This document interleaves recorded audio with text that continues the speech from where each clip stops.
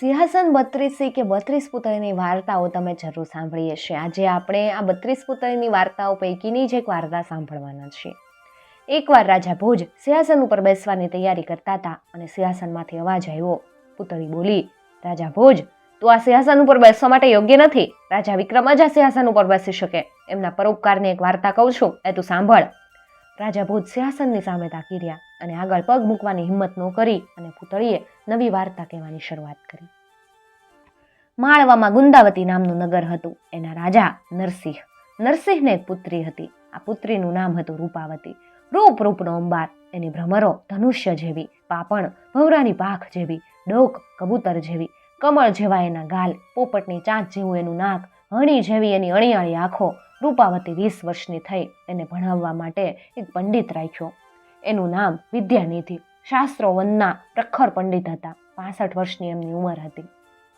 વિદ્યાનિધિ પંડિતને એક પુત્ર હતો. એનું નામ હતું રૂપાંગ. એ પણ પિતા જેવો હોશિયાર. આખો દિવસ પુસ્તકો વાંચ્યા કરે.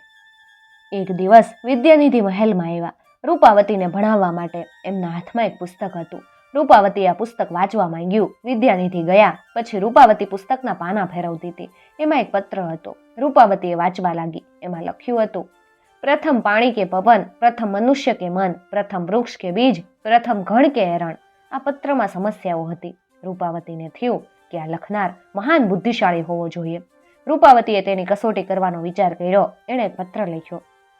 કોણ પૃથ્વીથી પ્રૌઢ, કોણ અણુથી નાનો, કોણ પવનથી પહેલો, કોણ દેવથી દાનો, કોણ ઇન્દુથી વિમળ અને કોણ અગ્નિથી તાતો, કોણ રવિથી તેજ, કોણ મદિરાથી માતો, કોણ ઉજ્જવળ દૂધ થકી, કોણ સાકરથી ગળી.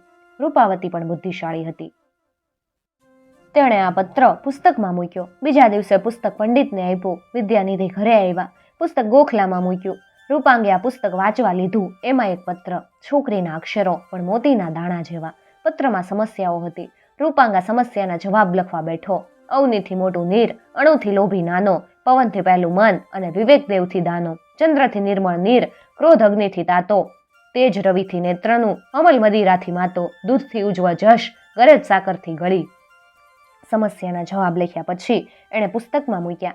બીજા દિવસે પંડિત પુસ્તક લઈ મહેલમાં ગયા. પુસ્તક રૂપાવતીએ ઉઘાડ્યું. પહેલો પત્ર સેરવી લીધો. સમસ્યાના જવાબ વાંચી રૂપાવતી ખુશ થઈ ગઈ. એણે મનમાં નક્કી કર્યું કે હું તો આ વિદ્વાનની સાથે જ લગ્ન કરીશ. મારે ધનનું કોઈ કામ નથી. ધન તો કોઈ ચોરી જાય, વિદ્યા તો કોઈ ચોરે નહીં. પછી તો રૂપાવતી અને રૂપાંગ પત્ર વ્યવહાર ચાલ્યા કરતો. રૂપાવતી સમસ્યાઓ પૂછે અને રૂપાંગ એના જવાબ આપે. રૂપાવતીએ પૂછ્યું, 3 અક્ષરની તરુણી, તે પાતળી સોટા જેવી, ગુણવંતી વળી રૂડી રૂપાળી, પ્રૌઢ જુએ ને હરખાય. આ તરુણીને 3 સંતાન, દેવને પણ દુર્લભ. આ સંતાનો 3 લોકમાં અમૃતથી પણ મીઠા.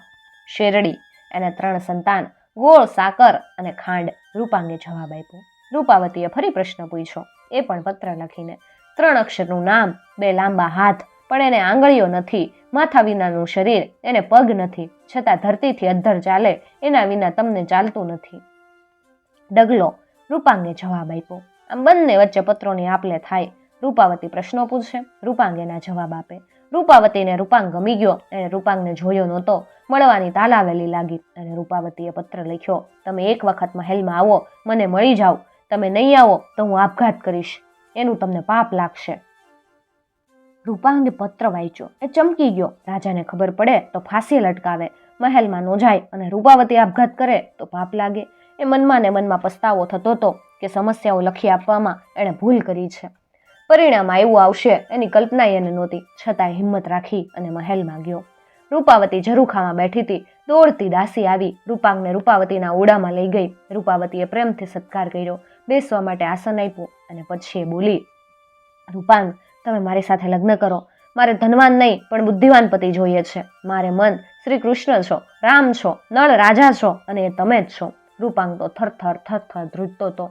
એને મૃત્યુ સામે દેખાતું હતું. રૂપાંગે એને ખૂબ સમજાવી પણ રૂપાવતીએ તો હઠ લીધી અને અંતે રૂપાંગે દલીલ કરતા કીધું કે રૂપાવતી, ક્યાં તું અને ક્યાં હું? તું સાગર છે, હું તો કૂવો છું. તું સૂર્ય છે, હું તો આગિયો. તું વિરાટ, હું વામન. તું રત્ન, હું પથ્થર. તું હાથી, હું કીડી. તું રાજકુમારી અને હું એક ભિક્ષુ.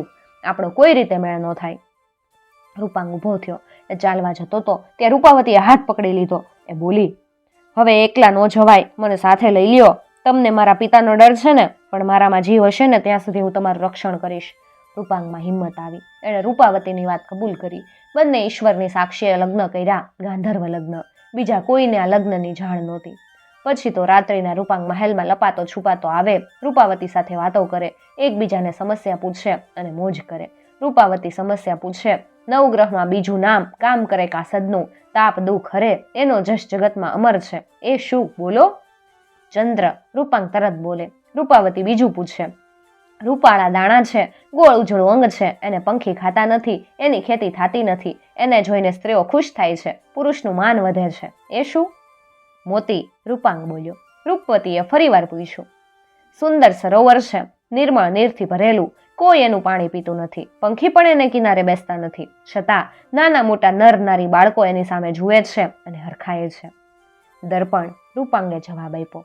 અને રૂપાંગે પણ પછી સમસ્યાઓ પૂછી. 2 અક્ષરની બાળા છે, એને હાથ નથી, પગ નથી, આંખ નથી, કપાળમાં 9 લાખનો હીરો છે, હું પરણી કે છે, પણ વચ્ચે રહીને બીજાને પરણાવે છે. વીટી. રૂપાવતી બોલી. રૂપાંગ છાનો માનો મહેલમાં આવતો, એ પણ છાની વાત કદી રહેતી નહોતી. મહેલમાં દાસ દાસીઓ જાણતા હતા, નગરમાં પણ લોકો વાત કરતા હતા. રાજા નરસિંહના કાને આ વાત આવી. રાજા નરસિંહને શંકા ગઈ. એ રૂપાવતી ઉપર ધ્યાન રાખતો હતો. એક સાંજના રૂપાવતી 16 શણગાર સજીને બેઠી હતી, ત્યાં રાજા એના ઓરડામાં આવ્યા. એમણે રૂપાવતીને પૂછ્યું, બેટા, આ બધી શેની ધમાલ?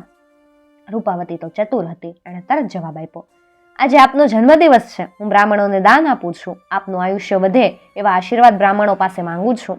રાજા રૂપવતીની સામે એકીટશે જોઈ રહ્યા. રૂપાંગે સમય ઓરડામાં છુપાયેલો હતો. રાજા તો ચાલ્યા ગયા અને રૂપાંગ થરથર ધ્રુજતો હતો. એણે રૂપાવતીને કીધું કે આજથી હવે હું મહેલમાં નહીં આવું. અરે, તમારા વિના તો હું નહીં જીવી શકું. ભલે તમે રોજ ન આવો, પણ અઠવાડિયે 1 દિવસ આવજો. રૂપાવતી એને પુષ્કળ ધન આપ્યું. રૂપાંગ સીધો ઘરે ગયો. 8 દિવસ તો જોત જોતામાં વીતી ગયા. સાંજનો સમય હતો. રૂપાંગ રૂપવતીને મળવા મહેલમાં ગયો. રાજાએ તેને જોયો. રાજાએ સૈનિકોને હુકમ કર્યો, પેલા બ્રાહ્મણ યુવાનને પકડો, સવાર પહેલા એને ફાંસે લટકાવો. રાણી આવે, રાજકુમારી આવે, પણ કોઈની વાત સાંભળતા નહીં. મારા હુકમ પ્રમાણે સવાર સુધીમાં ફાંસે લટકતો હોવો જોવે. સૈનિકો દોડ્યા, રૂપાંગને પકડ્યો અને બાંધીને લઈ ગયા. રાજા તો સૂઈ ગયા. મધ્યરાત્રિ થઈ. રૂપાંગ ઘરે આવ્યો નહોતો. એના માતા પિતા રડતા હતા. વિદ્યાનિધિ પુત્રને શોધવા નીકળ્યા. પછી તો વાત પવન વેગે નગરમાં ફેલાઈ ગઈ. નગર શેઠનો પુત્ર હતો. એનું નામ તેજપાળ. એકદમ પરોપકારી અને દયાળુ. એણે વિદ્યાનિધિને આશ્વાસન આપ્યું ને કીધું કે હું રૂપાંગને શોધી લાવું છું, તમે ઘરે જાઓ. વિદ્યાનિધિ ઘરે ગયા. તેજપાળ રૂપાંગને શોધવા નીકળ્યો. રૂપાંગ તો કેદખાનામાં હતો. તેજપાળ એની પાસે ગયો. ખૂબ રકઝક કરી અને સાચી વાત જાણવા મળી. તેજપાળને દયા આવી. એણે કીધું કે તું રૂપાવતીને મળીને આવ, તારા બદલે કેદમાં હું રહું છું. રૂપાંગ તો ખુશ થયો. એ દોડતો મહેલમાં પહોંચ્યો. રૂપાવતીને મળ્યો. બંને ખૂબ વાતો કરી. પરોઢ થયું, પણ રૂપાંગ આવ્યો નહીં. ફાંસી આપવાનો સમય થયો. સૈનિકો મૂંઝાતા હતા. તેજપાળ બોલ્યો, રૂપાંગને બદલે મને ફાંસીએ ચડાવો. સૈનિકો ઊંચા નીચા થતા હતા. સવાર સુધીમાં ફાંસી ન અપાય તો સૈનિકોનું આવી બને. રાજા ગુસ્સે થાય. આખા નગરમાં વાતો થતી હતી. સાચો ગુનેગાર નાસી ગયો. બિચારા નિર્દોષને ફાંસીએ ચડાવે. નગરનું મહાજન એકઠું થયું. એ પણ વિચારમાં પડી ગયા. તેજપાળ તો નિર્દોષ, એને ફાંસી અપાય તો અન્યાય થાય. તેજપાળના માતા પિતા દોડતા આવ્યા. તેઓએ સૈનિકોને વિનંતી કરી કે મારો પુત્ર તો નિર્દોષ છે, એને છોડી મૂકો, એને બદલે અમને ફાંસીએ ચડાવો. વિદ્યાનિધિ અને એના પત્ની દોડતા આવ્યા. એમણે સૈનિકને વિનંતી કરી કે આ બધો દોષ મારા પુત્રનો છે, તેજપાળને છોડી દો, અમને ફાંસી આપો. બધા વચ્ચે ખેંચતાણ હાલતી હતી. બધા ફાંસે ચડવા તૈયાર થયા હતા, પણ ગુનેગાર ક્યાંય દેખાતો નહોતો. પરોઢ થયું. કુકડો બોલ્યો. રૂપાંગે રૂપાવતીને કીધું કે હવે જવાનો સમય થયો, હું જાઉં છું. રૂપાંગ ઉદાસ હતો. રૂપાવતીથી એ વાત છુપાવીતો હતો, પણ રૂપાવતી તો તીક્ષ્ણ દ્રષ્ટિવાળી અને બુદ્ધિ ચાતુર્યવાતી હતી. એ રૂપાંગની છુપાવી વાત છે એ જાણી ગઈ અને એણે સાચી વાત કેવી જ પડી કે રૂપા, આપણી છેલ્લી મુલાકાત, તારા પિતાએ મને ફાંસીની શિક્ષા કરી છે. હાલ કેદખાનામાં તેજપાળ છે. મને મોડું થશે તો અન્યાય થશે. રૂપાવતીની રજા લીધી. એ ઝડપથી કેદખાના તરફ દોડ્યો. એની પાછળ રૂપાવતી દોડતી હતી. રૂપાંગે બૂમ પાડી, તેજપાળને છોડી દો, હું આવી ગયો છું, મને ફાંસીએ ચડાવો. એટલામાં રૂપાવતી દોડતી આવી. એ બોલી કે આ બંને નિર્દોષ છે, એમને છોડી દો. કોકડો બરાબર ગૂંચવાયું. રૂપાવતીની વાત તો માનવી પડે, પણ એને ફાંસી કેમ અપાય? સૈનિકો પ્રધાન પાસે ગયા. પ્રધાનને બધી વાત કરી. પ્રધાન રાજા પાસે ગયા અને પ્રધાને રાજાને કીધું કે આપણે રૂપાંગને ફાંસે ચડાવવા આદેશ કર્યો, પણ અહીંયા તો નગર શેઠનો પુત્ર તેજપાળ, નગર શેઠ, પંડિત વિદ્યાનિધિ રાજકુમારી રૂપાવતી બધા ફાંસે ચડવા તૈયાર થયા છે. સૈનિકો મૂંઝાય છે, આપ કંઈક રસ્તો કરો. રાજા વિચારમાં પડ્યો. રૂપાંગને ફાંસી ન અપાય તો એનું વચન મિથ્યા થાય. રાજા દોડતો ફાંસીના સ્થળે આવ્યો. મહાજન, નગરશેઠ, નાગરિકો બધા ભેગા થયેલા. લોકોના ટોળા જમ્યાતા. રાજાએ જાહેરાત કરી, તમે બધા નહીં, હું જ ફાંસે ચડું છું. આ સાંભળી બધા સ્તબ્ધ બની ગયા. નગરમાં હાહાકાર મચી ગયો.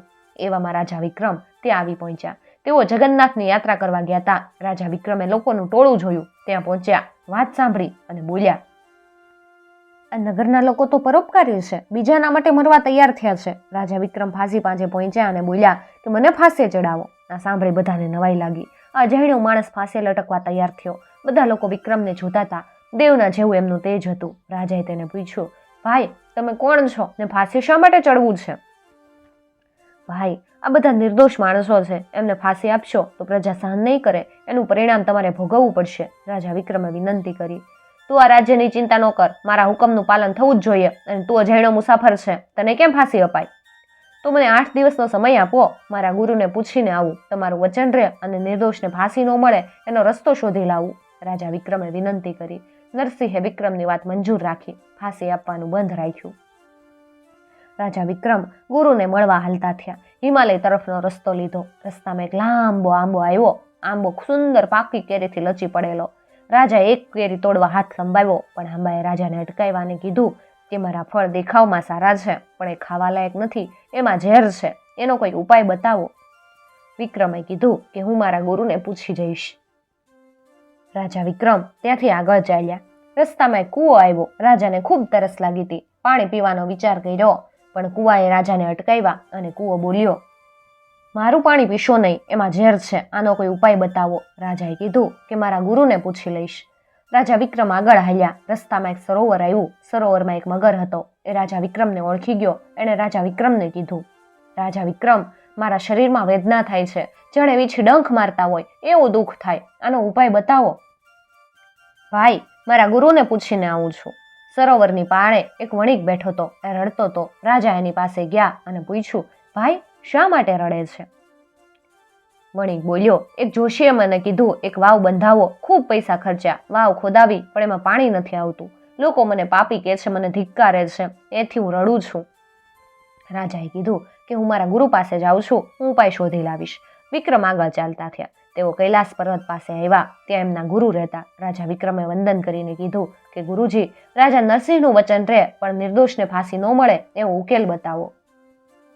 હું તારી સાથે આવું છું. ગુરુજી વિક્રમ સાથે જવા તૈયાર થયા. પછી રાજા વિક્રમે ગુરુને વિનંતી કરી કે રસ્તામાં એક આંબો છે, એની કેરી ઝેરી છે, એક કૂવો પણ છે, એના પાણીમાં ઝેર છે, સરોવરમાં એક મગર છે, એને હજારો વીછી ડંખતા હોય એવી વેદના થાય, અને એક વણિક મળ્યો હતો, એણે વાવ ખોદાવી છતાં પાણી નથી આવતું. આ ચારેયના દુઃખ ભાંગવાના છે, એનોય ઉપાય બતાવો.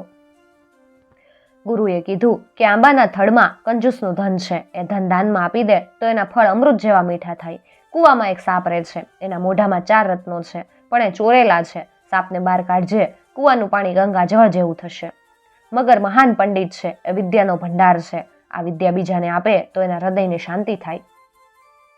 વણિક કોઈ 32 લક્ષણાનો ભોગ આપે તો વાવમાં પાણી આવે. ગુરુએ પવન પાવડી પહેરી વિક્રમ રાજાને પણ આપી. બંને આકાશ માર્ગે ઉપડ્યા. આખું નગર ફાંસીના સ્થળે એકઠું થયેલું હતું. આજે છેલ્લો દિવસ હતો.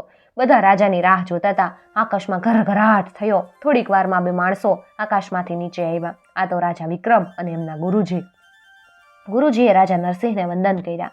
ગુરુજીએ રાજાને આશીર્વાદ આપતા કીધું કે રૂપાંગ ધનવાન નથી, પણ ગુણવાન છે. લક્ષ્મી તો આજે છે ને કાલે નથી. વળી બંનેનો પ્રેમ શુદ્ધ છે. એ રૂપાંગને તે શિક્ષા કરી, એ પણ વિચાર કર્યા વગર કરી, અજાણતા કરી. એ ન્યાય ન કહેવાય. ગુરુની વાત બધાને પસંદ આવી. એટલામાં જાદુ થયો.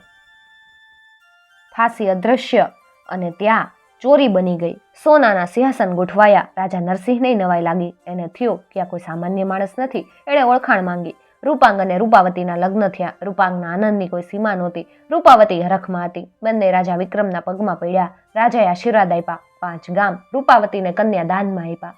ગુરુએ બધાને આશીર્વાદ આપ્યા. તેઓ અદૃશ્ય થયા. રાજા વિક્રમ પણ હાલી નીકળ્યા. તેઓ આગળ ચાલતા ત્યાં તે બ્રાહ્મણ મળ્યો. એ રડતો હતો. રાજાએ તેના રડવાનું કારણ પૂછ્યું તો બોલ્યો કે હું બ્રાહ્મણ છું, પણ કોઈ વિદ્યા ભણ્યો નથી. લોકો મને ચીડવે છે, મશ્કરી કરે છે. રાજાએ કીધું કે તું મારી સાથે ચાલ. આગળ ચાલતા એક વણિક પુત્ર મળ્યો. એ ઝાડ નીચે બેઠો હતો, ઉદાસ હતો, દુઃખી હતો.